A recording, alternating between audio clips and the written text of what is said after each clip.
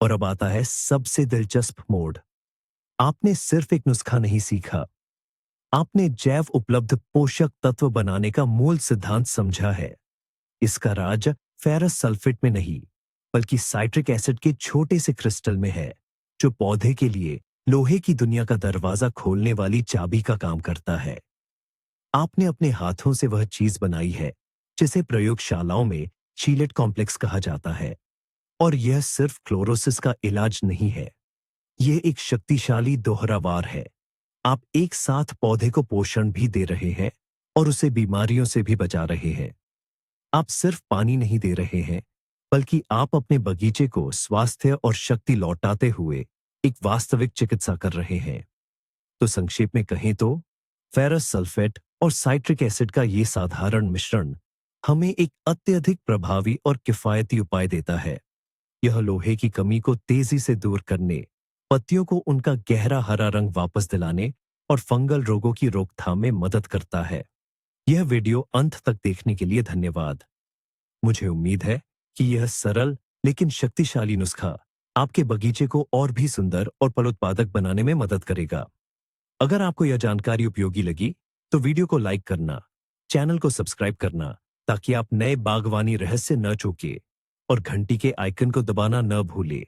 और अब आपके लिए एक सवाल, आप पौधों को पोषण देने और उनकी सुरक्षा के लिए कौन से पारंपरिक या घर के बने नुस्खे इस्तेमाल करते हैं?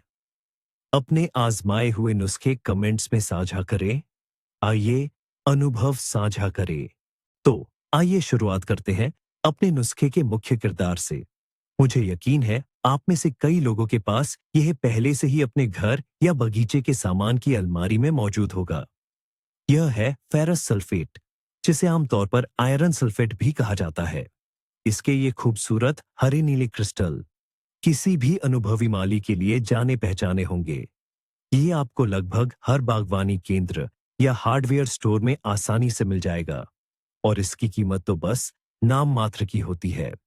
यह माली के लिए उपलब्ध सबसे किफायती और सुलभ उपायों में से एक है। अक्सर इसका इस्तेमाल पेड़ों पर काई और लाइकेन हटाने, जमीनी भंडारों या गोदामों को कीटाणु रहित करने, या बगीचे को फंगल संक्रमण से बचाने के लिए पतझड़ में किया जाता है। और इन सभी कामों को यह बखूबी निभाता है। बहुत से लोग पुराने तरीके से इसे उन पौधों को भी देते हैं जो आयरन की कमी से जूझ रहे होते हैं। बस इसे पानी में घोलते हैं और जड़ों में डाल देते हैं। लेकिन यहीं पर होती है सबसे बड़ी गलती। इस आसान रूप में आयरन पौधों द्वारा लगभग न के बराबर ही अवशोषित हो पाता है। ये ऐसा है जैसे आप किसी व्यक्ति को लोहे का एक बड़ा टुकड़ा दें और कहें, इसे खाओ, तुम्हारे शरीर में आयरन की कमी है। इसका असर, सच कहूं तो, बिल्कुल शून्य होगा। लेकिन क्या होगा अगर मैं आपसे कहूं कि इस साधारण से पैकेट में छिपा है एक बहुत बड़ा रहस्य और क्षमता? हम बस इसे सही तरीके से इस्तेमाल करना नहीं जानते थे। आज हम इसकी असली ताकत को उजागर करेंगे। लेकिन सिर्फ फेरस सल्फेट का इस्तेमाल आधी ही बात है। इसे चाहिए एक राजादार मददगार जो सारा कमाल कर देगा। और मैं शर्त लगा सकता हूं कि यह मददगार भी आपके घर में ही है, शायद आपकी रसोई में ही पड़ा होगा। वो है आपकी जानी पहचानी साइट्रिक एसिड या नींबू का सत। जी हां, वही सफेद दानेदार पाउडर जो पैकेट में आता है, जिसे हम बेकिंग में डालते हैं, अचार बनाने में इस्तेमाल करते हैं, या केतली से चूना हटाने के लिए उपयोग करते हैं। ये तो हमारे मुख्य तत्व फेरस सल्फेट से भी सस्ता मिलता है। भला कौन सोच सकता था कि रसोई का यह छोटा सा साथी असल में आपके पूरे बगीचे की सेहत का राज है। साइट्रिक एसिड ही वो जादुई अनुवादक बनेगी जो पौधों को समझाएगी कि लोहे को ठीक से कैसे ग्रहण करना है। यह एक देखभाल करने वाले मार्गदर्शक की तरह लोहे के भारी आयनों का हाथ थामकर उन्हें सीधे वहां पहुंचा देगी जहां उनकी सबसे ज्यादा जरूरत है। इसके बिना हमारा यह नुस्खा बिल्कुल काम नहीं करेगा। तो देर किस बात की? उठाइए अपनी शेल्फ से वो खास पैकेट, क्योंकि अब शुरू होने वाला है असली बागवानी का जादू। तो आखिर इसका कमाल क्या है? ये दोनों चीजें मिलकर इतनी बेहतरीन तरीके से काम क्यों करती हैं? इसका पूरा रहस्य एक सीधी सादी मगर बेहद खूबसूरत रासायनिक प्रक्रिया में है। जब हम पानी में लौह सल्फेट को साइट्रिक एसिड के साथ मिलाते हैं तो एक रासायनिक अभिक्रिया शुरू होती है। कल्पना कीजिए कि लोहे का आयरन आयन एक कीमती लेकिन बहुत संवेदनशील यात्री है और साइट्रिक एसिड का अणु एक आरामदायक टैक्सी है। यह टैक्सी एसिड इस लोहे के यात्री को पूरी तरह से घेर लेती है, उसके लिए एक सुरक्षात्मक कार्बनिक परत बना देती है और लोहे के लिए यह नई संरचना, यह बख्तरबंद लिमोजीन रसायन विज्ञान में आयरन चैलेट कहलाती है। बता दें कि चैलेट शब्द ग्रीक भाषा के केले चेले शब्द से आया है, जिसका अर्थ है पंजा या क्लॉ, और यह प्रक्रिया को बहुत सटीक रूप से दर्शाता है। एसिड का अणु धातु के आयन को अपने पंजे में कसकर पकड़ लेता है, जिससे वह बाहरी प्रभावों से सुरक्षित रहता है। इसी सुरक्षित रूप में पौधा लोहे को पत्तियों और जड़ों दोनों के जरिए आसानी से और लगभग पूरी तरह से अवशोषित कर पाता है। हम सिर्फ दो चीजों को आपस में नहीं मिला रहे हैं, हम एक बिल्कुल नया जैव उपलब्ध बायो अवेलेबल यौगिक बना रहे हैं। अब हम अपने उस बड़े दावे 200 गुना ज्यादा असरदार के राज पर आते हैं। ये आंकड़ा आया कहां से? ये कोई विज्ञापन का झांसा नहीं है, ये सिर्फ साधारण जैव रसायन है। जब आप किसी पौधे को साधारण लौह सल्फेट के घोल से सींचते हैं तो इसका एक बड़ा हिस्सा, लगभग 99% तक, मिट्टी में या पत्तों पर मौजूद अन्य तत्वों से बहुत तेजी से बंध जाता है। यह अघुलनशील और अनुपलब्ध रूप में बदल जाता है। सीधे शब्दों में कहें तो लोहा पत्थर बन जाता है। पौधा उसे देखता है, वह पास होता है, लेकिन उसे खा नहीं पाता। यह एक बेकार बोझ की तरह पड़ा रहता है, जिसका कोई फायदा नहीं। लेकिन हमारा आयरन चैलेट, जो साइट्रिक एसिड की कवच से सुरक्षित है, वह बिल्कुल अलग कहानी है। यह पत्तों की कोशिका झिल्लियों सेल मेम्ब्रेन्स से आसानी से गुजर जाता है। इसका अवशोषण अब्जॉर्प्शन लगभग 100% होता है। अब आप ही हिसाब लगाइए, एक तरफ जहां सिर्फ नगण्य प्रतिशत ही इस्तेमाल हो पाता है, वहीं दूसरी तरफ लगभग 100%। ये फर्कस बहुत बड़ा है। इसीलिए ऐसे उपचार का असर 1 महीने बाद नहीं, बल्कि कुछ ही दिनों में दिखाई देने लगता है। पौधे को ठीक वही चीज जिसकी उसे जरूरत है और उसी रूप में मिलती है जिसे वह आसानी से ग्रहण कर सकता है। और दोगुनी बचत के बारे में क्या कहेंगे? यह तो बेहद आसान है। किसी भी नर्सरी या बागवानी केंद्र पर जाइए और खाद की अलमारियों पर एक नजर डालें। आपको आयरन चैलेट या आसानी से उपलब्ध आयरन लिखी हुई सुंदर बोतलें या पैकेट मिलेंगे। हम वही चीज तो बना रहे हैं। अब जरा उनकी कीमतों पर ध्यान दें। आप देखेंगे कि ये तैयार उत्पाद अपने अलग अलग घटकों की तुलना में काफी और कभी कभी तो कई गुना ज्यादा महंगे होते हैं। तो आखिर हम किस चीज के लिए ज्यादा पैसे दे रहे हैं? ब्रांड के लिए, आकर्षक पैकेजिंग के लिए, मार्केटिंग के लिए, और इस बात के लिए कि किसी ने ये दोनों घटक हमारे लिए पहले ही मिला दिए हैं। आयरन सल्फेट का एक पैकेट और साइट्रिक एसिड का एक पैकेट कुल मिलाकर आपको, मान लीजिए, एक कप कॉफी के दाम में मिल जाएगा। इस मात्रा से आप हमारे इस चमत्कारी घोल के दर्जनों लीटर बना सकते हैं, जबकि उतने ही पैसों में आप तैयार चैलेट बहुत कम खरीद पाएंगे, जो बस कुछ ही बार के लिए काफी होगा। तो बात यह है कि हम अपने हाथों से एक प्रीमियम, अत्यधिक प्रभावी उत्पाद बना रहे हैं और कम से कम 2 गुना और कभी कभी तो तिगुना पैसा बचा रहे हैं। यही तो है स्मार्ट बागवानी। कम से कम खर्च में ज्यादा से ज्यादा नतीजा। तो सिद्धांत की बात हो गई, अब बारी है प्रैक्टिकल की। आइए अब सीधे नुस्खे पर चलते हैं। इन आसान से अनुपातों को याद कर लीजिए और हो सके तो लिख भी लीजिए। हम इस घोल को एक मानक 10 लीटर की बाल्टी या स्प्रेयर के हिसाब से तैयार करेंगे। तो 10 लीटर पानी के लिए हमें चाहिए सिर्फ एक बड़ा चम्मच फेरस सल्फेट। जी हां, सिर्फ एक सामान्य बड़ा चम्मच लें, बिना ज्यादा भरे। अगर आपके पास वजन तोलने की मशीन है तो सही माप के लिए यह लगभग 20, ज्यादा से ज्यादा 25 ग्राम होगा। इससे ज्यादा की जरूरत नहीं है, क्योंकि हमारे काम में सांद्रता, कंसंट्रेशन से ज्यादा सही रासायनिक रूप महत्वपूर्ण है। याद रहा ना? 10 लीटर पानी, एक बड़ा चम्मच फेरस सल्फेट। पहले घटक के साथ सब कुछ सीधा और स्पष्ट है। अब हम दूसरे घटक की ओर बढ़ते हैं, जो उतना ही जरूरी है। और अब बात करते हैं हमारे सीक्रेट इंग्रेडिएंट की। सिट्रिक एसिड कितना चाहिए, इसकी मात्रा तय करना और भी आसान है। हमें फेरस सल्फेट से ठीक आधी मात्रा में सिट्रिक एसिड की जरूरत होगी। यानी अगर आपने एक बड़ा चम्मच फेरस सल्फेट लिया है, तो सिट्रिक एसिड आधा बड़ा चम्मच चाहिए होगा। ग्राम में यह लगभग 10 ग्राम होगा। यह बहुत ही महत्वपूर्ण अनुपात है। 2:1, 2 पाउंड वेट, यानी फेरस सल्फेट के 2 हिस्से पर सिट्रिक एसिड का 1 हिस्सा। यह इतना महत्वपूर्ण क्यों है? अगर सिट्रिक एसिड बहुत कम होगा, तो लोहे के सभी आयन चिलिट फॉर्म में नहीं बदल पाएंगे और घोल की प्रभावशीलता कम हो जाएगी। वहीं अगर सिट्रिक एसिड बहुत ज्यादा हो जाएगा, तो यह पौधों की नाजुक पत्तियों के लिए ठीक नहीं होगा। इसलिए हमारी इस विधि का सुनहरा नियम है 2:1। तो दोजमाह का अनुपात, एक बड़ा चम्मच फेरस सल्फेट और आधा बड़ा चम्मच सिट्रिक एसिड। बस सामग्री और उनकी मात्रा के बारे में अब सब स्पष्ट है। यही हमारे घोल की सबसे बुनियादी बात है। अब ध्यान से सुनिए, मैं आपको तैयारी का सबसे जरूरी पहलू बताने जा रहा हूं, जिसे अक्सर लोग नजरअंदाज कर देते हैं। हमारे इस पूरे काम की सफलता इस बात पर निर्भर करती है कि हम चीजों को किस क्रम में करते हैं। आप बस सब कुछ एक बाल्टी पानी में डालकर मिला नहीं सकते।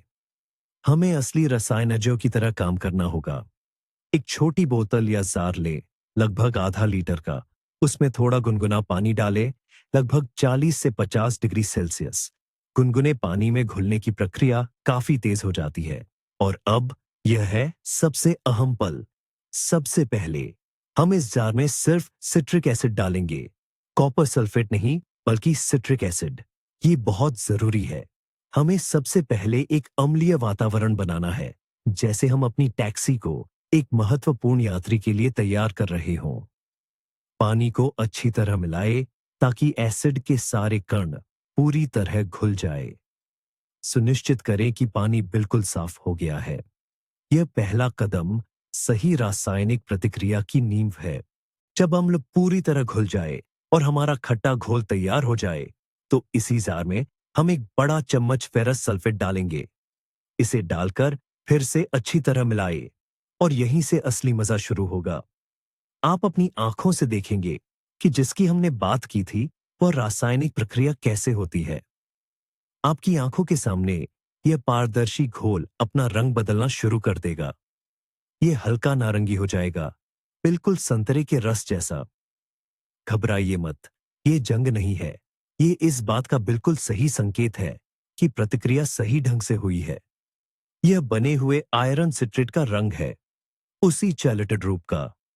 यदि आपको यह नारंगी रंगत दिखती है, तो बधाई हो, आपने सब कुछ सही किया है। आपने हमारे इस शक्तिशाली अमृत का गाढ़ा घोल, कंसंट्रेट, तैयार कर लिया है।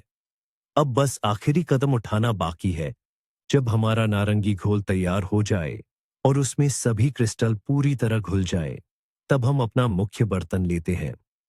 यह एक पानी देने वाला डिब्बा या स्प्रेयर की टंकी हो सकती है, जिसमें पहले से ही 10 लीटर साफ पानी भरा हुआ है। अब हम बस अपनी छोटी डिब्बी में से इस घोल को बड़ी टंकी या बर्तन में डाल देते हैं। लेकिन बस इतना ही नहीं, हमें इसे एक बार फिर अच्छी तरह से मिलाना होगा, ताकि हमारा घोल पानी की पूरी मात्रा में एक समान रूप से फैल जाए। इसके लिए आप लकड़ी की छड़ी का उपयोग कर सकते हैं या बस स्प्रेयर को अच्छी तरह हिला सकते हैं। खोलने के बाद बाल्टी का पानी भी हल्का नारंगी रंग का हो जाएगा। बस हमारा यह शानदार घोल इस्तेमाल के लिए तैयार है।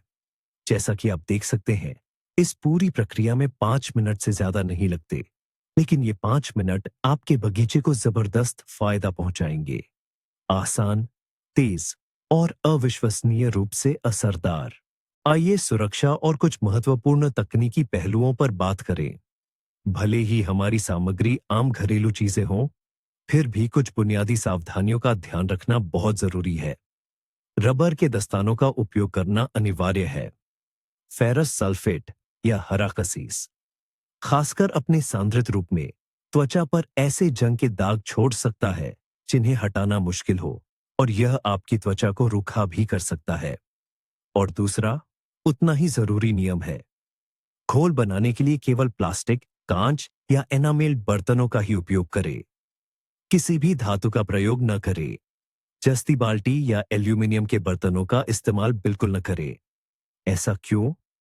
क्योंकि हमारा घोल, खासकर इसका सांद्रित रूप, एक रासायनिक रूप से बहुत सक्रिय पदार्थ है।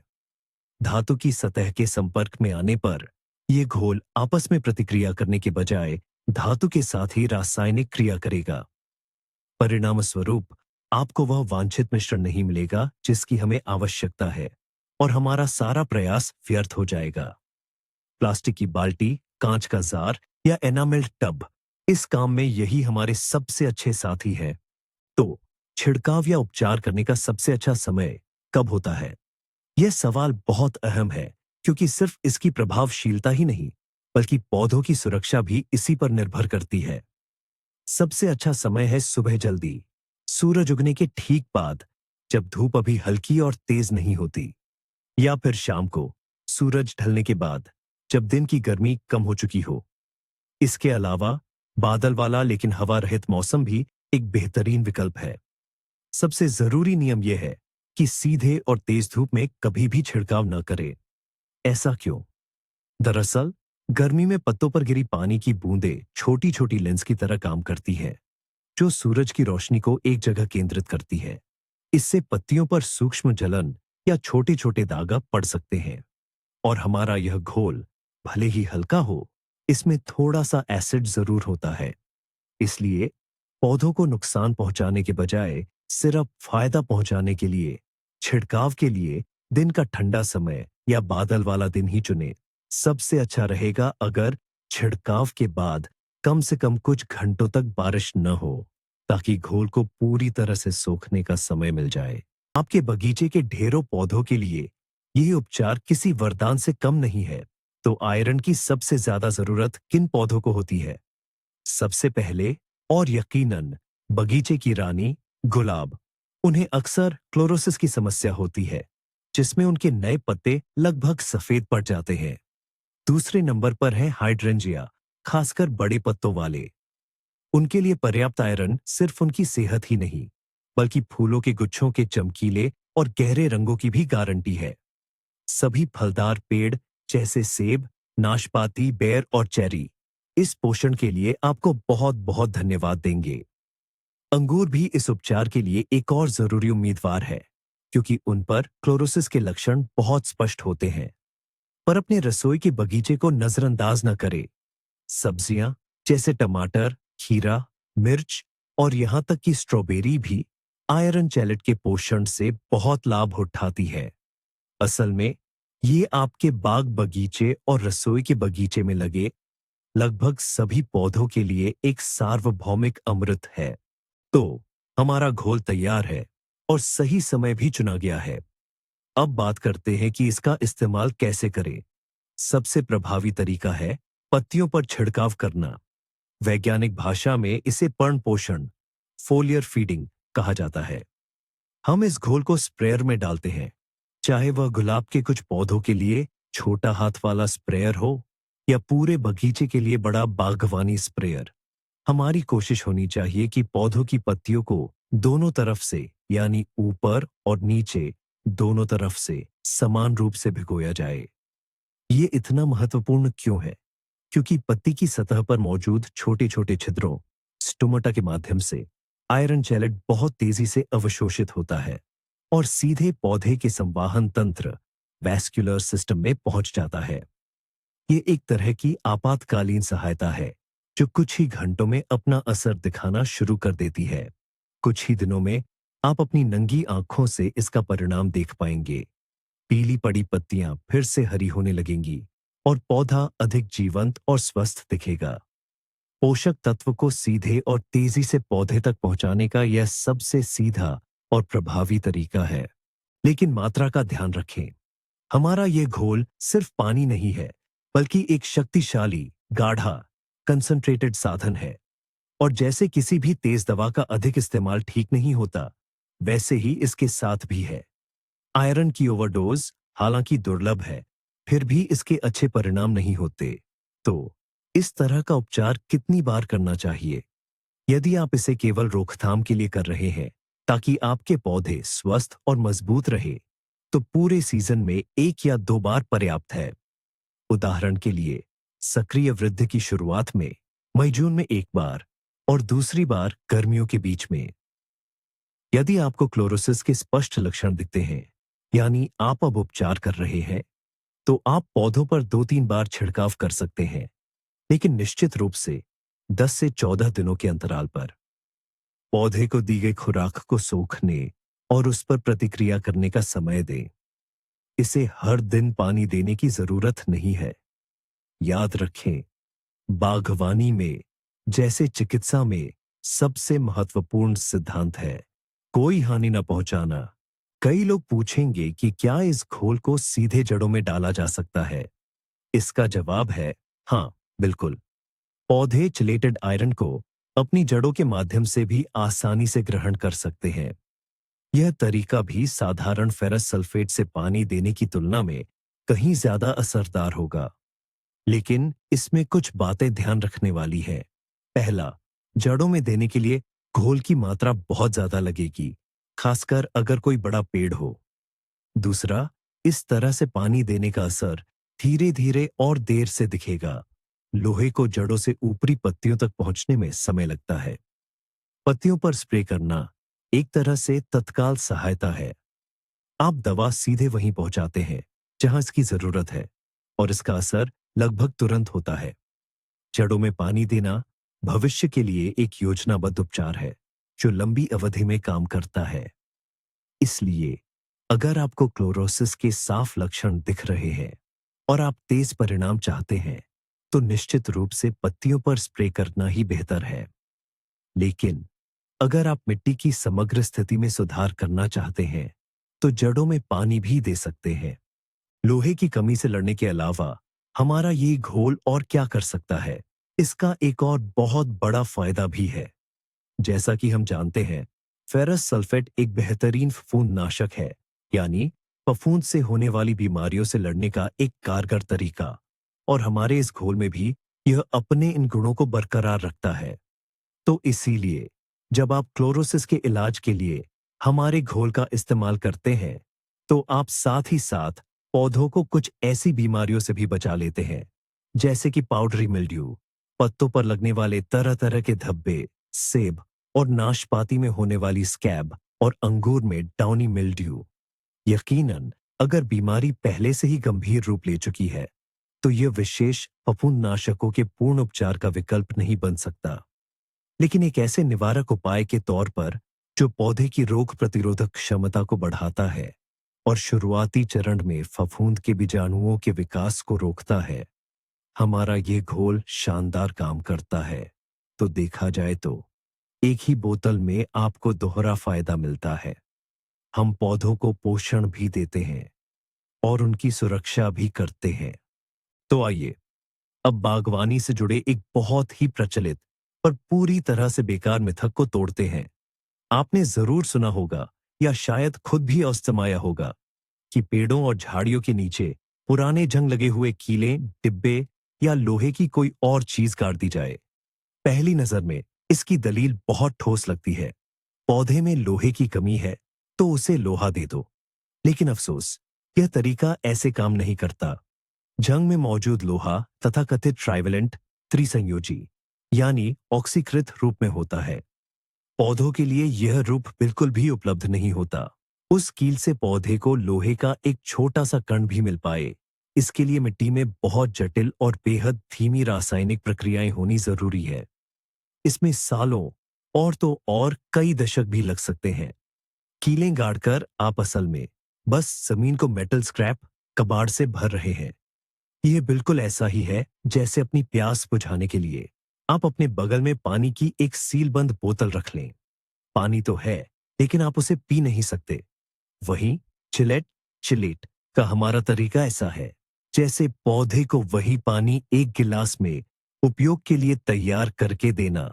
एक और जरूरी बात ध्यान देने वाली है। तैयार किए गए घोल का इस्तेमाल तुरंत करना चाहिए। आपने जैसे ही इसे घोला, अगले कुछ घंटों के अंदर ही इसका उपयोग कर लेना चाहिए। इसे स्टोर करके नहीं रखा जा सकता। ऐसा क्यों?